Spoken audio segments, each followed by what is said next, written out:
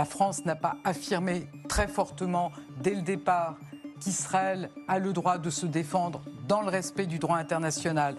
Dire que la France n'a pas... Arrêtez-vous là. Oui. Est-ce qu'elle le fait dans le respect du droit international?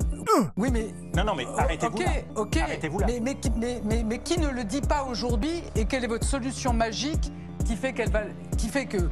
qu'on n'obtient pas aujourd'hui.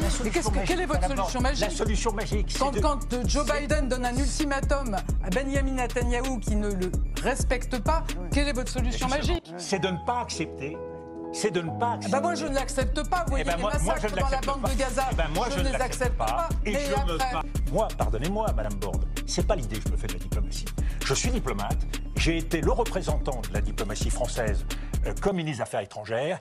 Et il faut aller chercher dans ces situations-là, jour et nuit, sans se contenter de belles paroles. Et là... Vous avez l'impression que la France ne fait que des belles paroles? Nous ne sommes pas sans moyens pour agir. Moi aussi, je ne l'accepte pas. Ah, désolé. Moi, je ne l'accepte pas.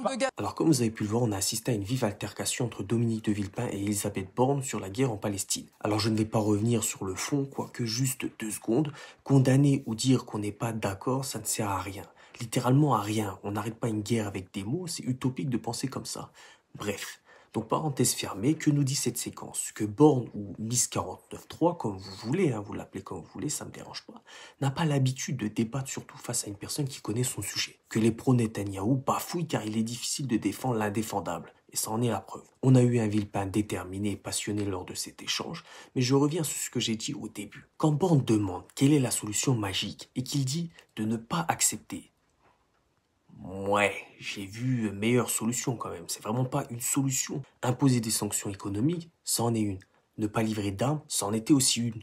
Après que ça marche ou non, c'est un autre sujet. Bref, dites-moi ce que vous en pensez en commentaire, bien sûr, toujours dans le respect.